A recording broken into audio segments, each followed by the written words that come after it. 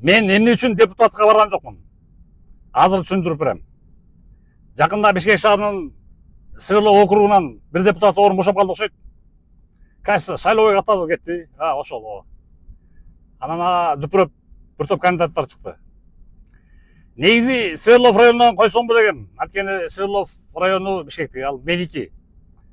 Ошол жакта төрөлгөн метрикамда жазылуу Свердловский райзакстан берген метрика. Бишкекте ал кезде Фрунзе Свердлов районуна төрөлдү деп берилген метрика. Ошол жакта өстүм Свердлов районунда. Азыр да ошол жерде прописан квартирам бар ошол жерде, менчик этажда. Эки бизнесим ошол жерде официально регистрация болгон ошол жерде, Свердлов районунда. Свердлов райондук соттон соттолуп кеткен керек болсо. Атамбай деген далбан баягы кестирүүчү саясий себептерден. Свердлов район соту 7 жыл берген.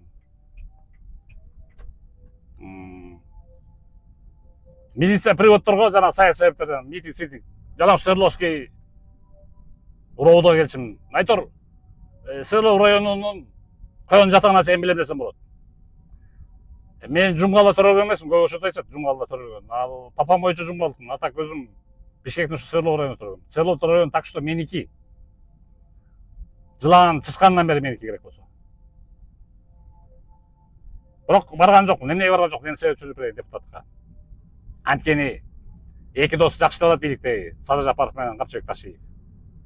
Анан барбаз сбоку привык болуп, а жерде глаза мозоль деп отурган эмне? Калп эле бюджеттин акчасын жап коюп.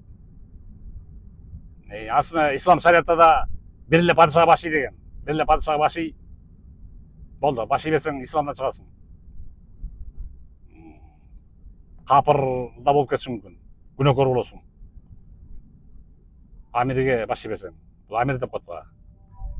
Бизче өкүмдар дейсиңер, правитель, президент дейсиңер.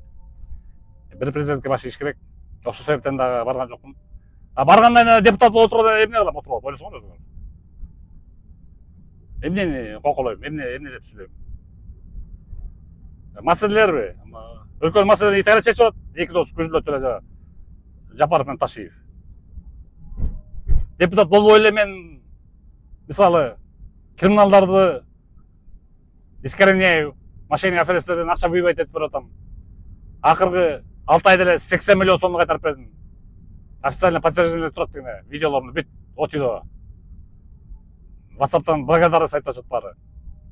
Рахмат, кайрылуу акчам деп. 80 миллион санап көрсөм. Акыркы 6 айда кайтарып бердим. Почти миллион доллар кайтарып бердим. Мындай эле көчөдө жүрүп эле гражданский, эч кандай милиция сот эмесмин мен. Булар укук коргоочумун. Албетте закондун негизинде укук коргоочу. Мотиватор укук коргоо атынан, фондунун атынан. Ал эми депутат болуп барып, биз эмне? Өкмөткө, президентке оппозиция болгондо эмне? Өлкөдө эмне? Бушпай айткан маселелер бар, эмне маселелер бар экен? Маселенин баарын чечип атат го, эки дос күжүнөт эле. Тарихтер менен границаны чечип атат. Эки жолу согушуп, экөөдөн достойно чыкты. Уже тажиктер менен даабай калды уже. Андан башка эмне маселе? Гемпроводпу? Гемпровод болсо мирно чечилди өзбектер менен. Тең-тең болуп чыкты жактан. Башка эмне? Айылдардын баарын көтөрүп атат экөө. Бүт жол, завод, фабрикаларын баарын куруп атат. Автобустардын баарын алып келип атат. Зданияларын баарын куруп атат, стадиондордун баары. Күжүндөп эле иштеп атат 3 жылда, экөө катуу иштеп коюшту. Вор камчы Көлбаев болсо жок кылышты көзүн табалап. Калган авторитеттердин баарын тизелеп жалынтышты чөгөлөтүп. Преступный искоренять этип атат. Анан так что бул эми баягы эмеда потешить больное самолюбие да могу бийликке жулунгандар көбү. Жулуна берсин, бара берсин. Штанын протирать там сидеть. Отура берсин. А мен мындай эле жардам берем элге, журтка, мамлекетке. Ушунака